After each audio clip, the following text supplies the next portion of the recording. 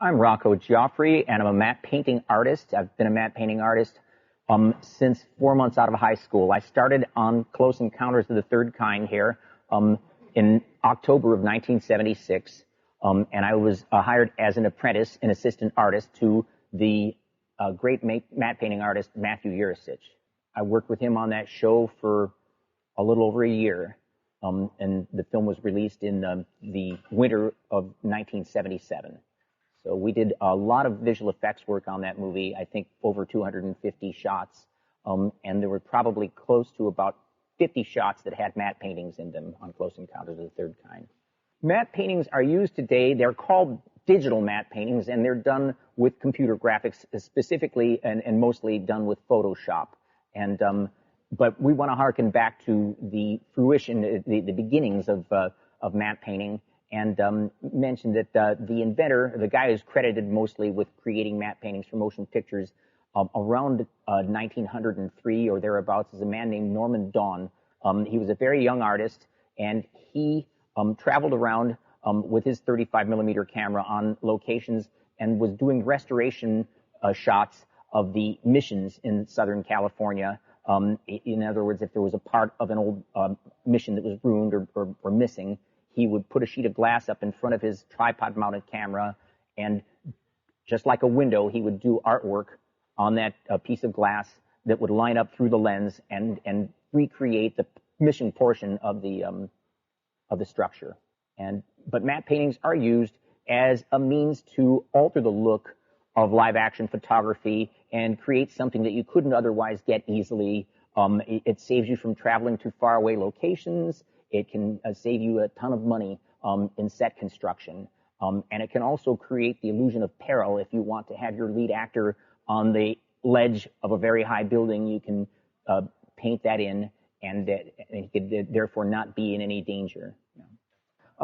This is a matte painting of Devil's Tower, Wyoming, and actually this was an outtake, but it was designed to be used in 3 shots, which ended up being done with a miniature instead. But this got almost completely finished, and it was going to be used with as a composite with footage that was shot of the clouds in a water tank. Okay, so this is kind of an outtake, but you can see that it's pretty well completed. He's got some beautiful pine trees here, and all the rocks at the base of the foothills of Devil's Tower. And then this Devil's Tower itself was based upon a photograph. They had a photographic library that they assembled and shot on location, actually at Devil's Tower, Wyoming. I think what happened was that Steven Spielberg and our visual effects supervisor, Douglas Trumbull, they changed their mind about the camera angle while this was in process. This painting is an oil painting. Matthew preferred painting in oils. Sometimes he would put down a very thin acrylic sketch underneath that would dry rapidly, and you'd spray some fixative on that, and then he would follow with oil paints. But Matthew was primarily an oil painter as a matte painting artist, as was Albert Whitlock. Did not like to use quick drying acrylics. I'm going to mention that the notations that are up here in the corner, and you can see this is still part of an area of the primer that wasn't scraped off. But so that means, of course, that there's a little margin on all of these where the thing goes out of frame. But this R24, 11, 20 are 3 shots that this painting was designed for. And other than saying front focus, which was instructions, of course, that the camera would be focused on this plane, there's notations on this and on all of the matte paintings that we did. This says H 6.0 and V 6.0. That's the horizontal and vertical position of the painting when it was mounted in the matte painting easel stand. This is a matte painting that was used for the finale of Close Encounters of the Third Kind.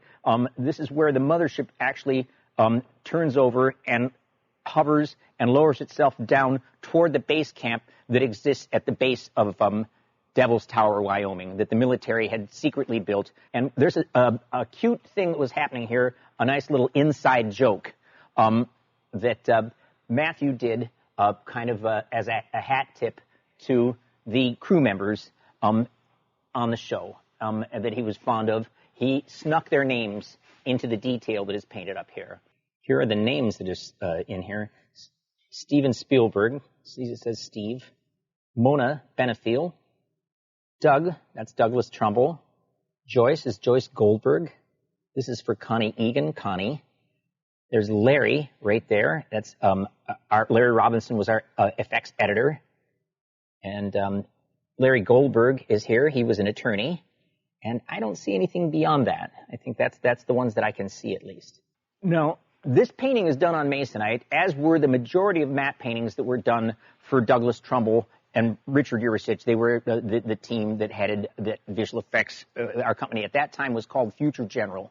But these masonite matte paintings are a carryover of the technique that was used at MGM, where they would usually have the live action being duplicated off of a sheet of glass in the foreground that had an area painted white on it, and that would reproduce the live action area. The lights would reverse. That piece in the foreground, the lights would go out on it, would be a silhouette, and the painting was done on masonite. Masonite's a lot more durable.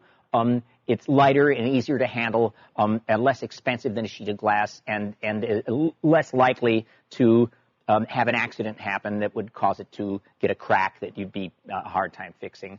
But that way, I mean, if the foreground glass was just made for just printing the live action, and it's just simply a piece of white on a clear piece of glass, that'd be easy to reproduce if something bad happened to it. There were reasons for doing paintings on glass, like the Devil's Tower painting that we were looking at, and that is if you wanted to have some lacy effect and have something happening behind it.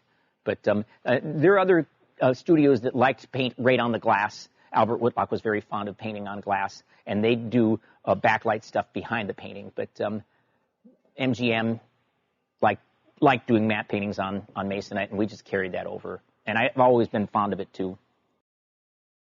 This is a matte painting that was done for Close Encounters of the Third Kind.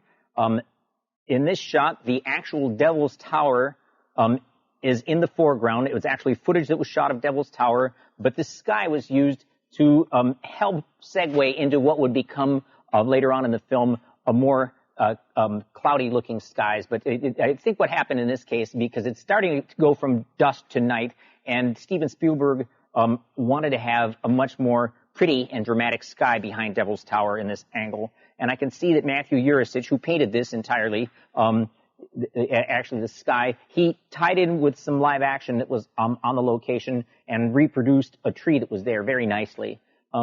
This shot in the film also contained some beacons that are visible sweeping across the sky nice and low, and those were shot as a separate element against black, and then double exposed in on top of the matte painting.